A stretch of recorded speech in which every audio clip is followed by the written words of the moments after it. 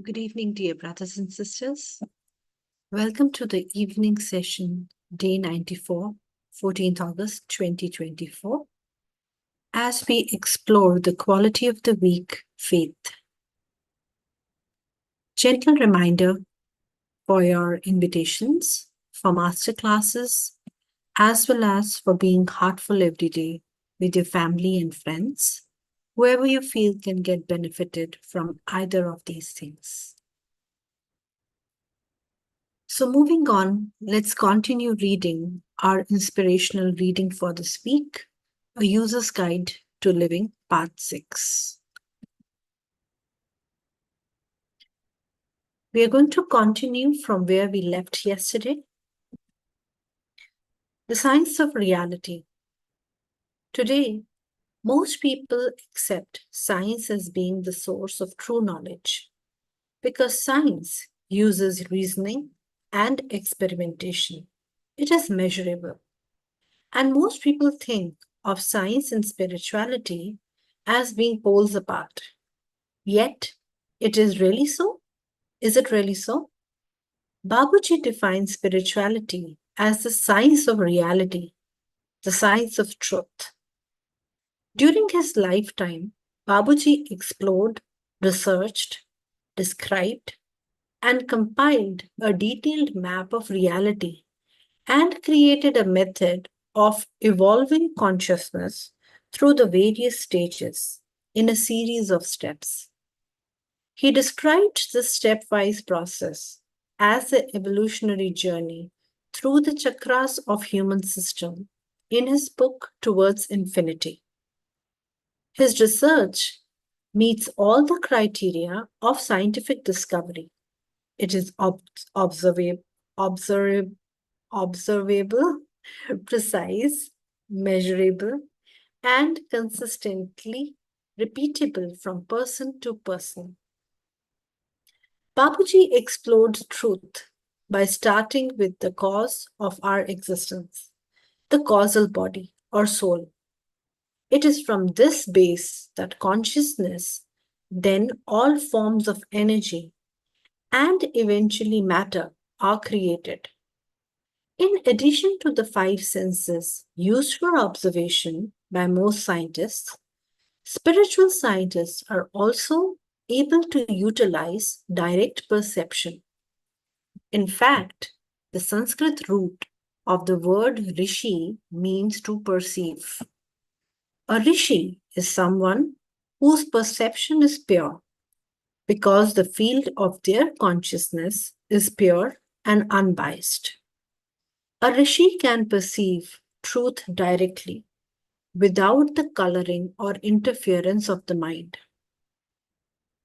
A spiritual scientist will tell you that there are as many universes as there are minds to perceive.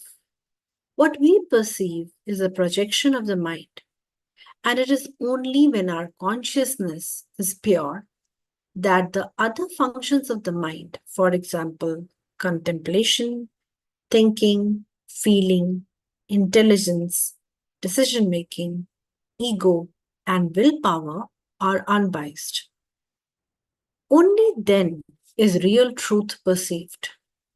For most people, consciousness is colored and filtered because of the complexities and impurities they have accumulated. Their lens of perception is not clear, and information is interpreted according to the concepts of their belief system. What is perceived is their individual reality rather than the universal reality.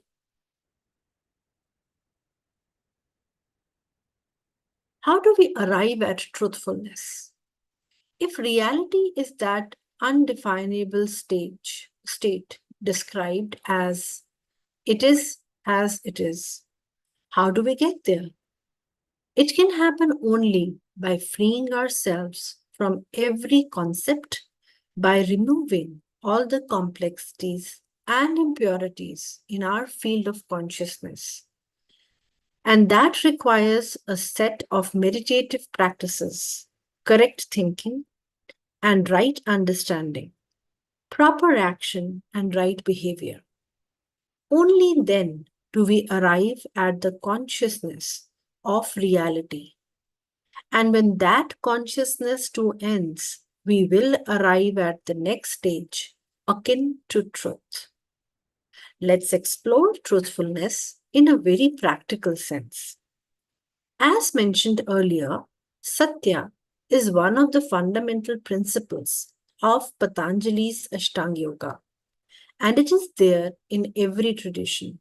For example, Jesus expressed it by saying that he was the truth.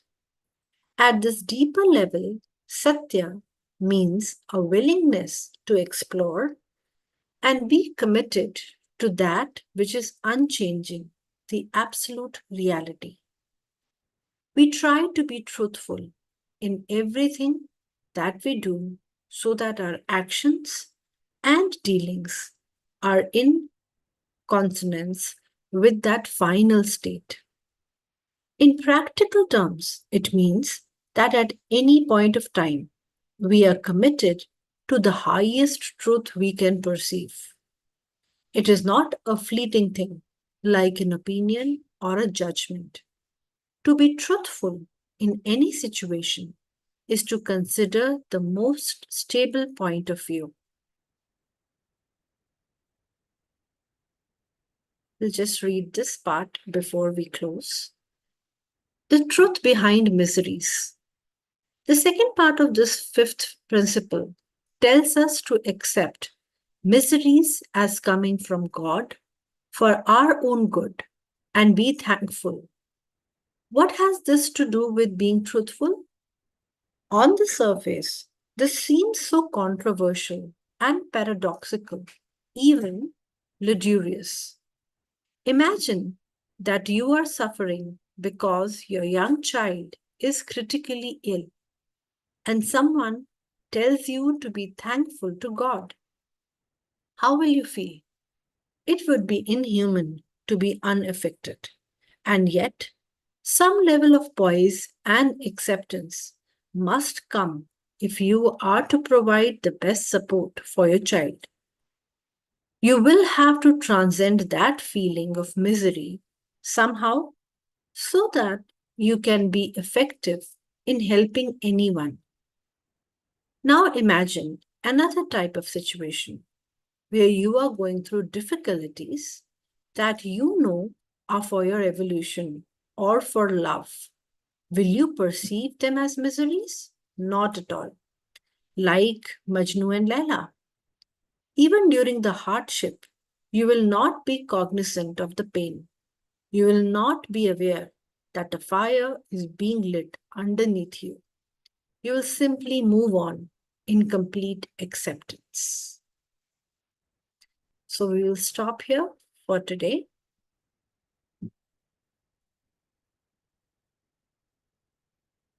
Let us now prepare ourselves for universal prayer.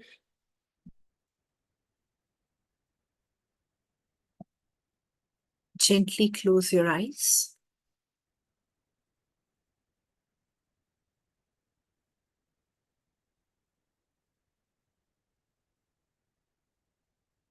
With your each breath in, dive deeper into your inner self.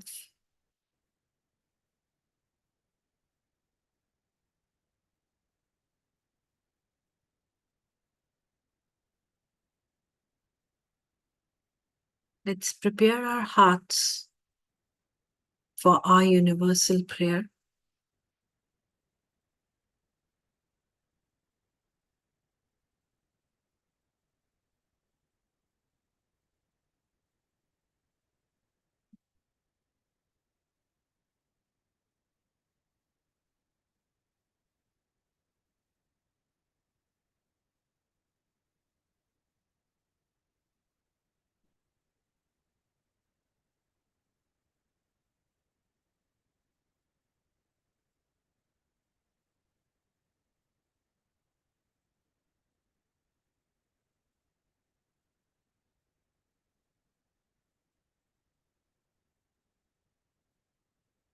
Once you feel your inner condition is ready for prayer, gently bring the thought that all brothers and sisters are being filled with love and devotion,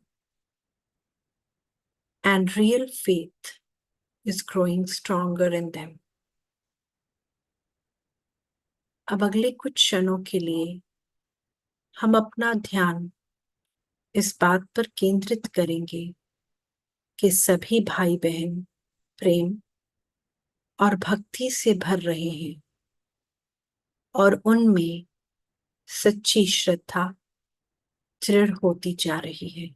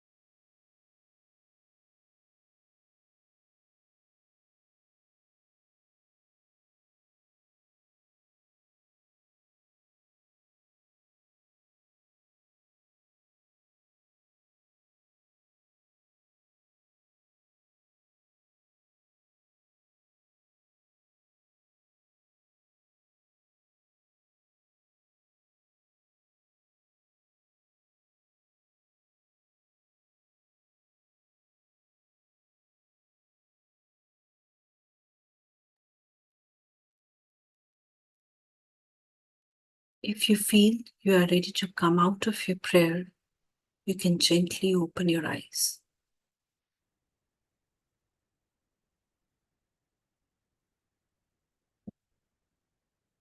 Gentle reminder for your bedtime prayer and reflection for the day. Thank you for joining and see you tomorrow at 6 a.m. Have a great night.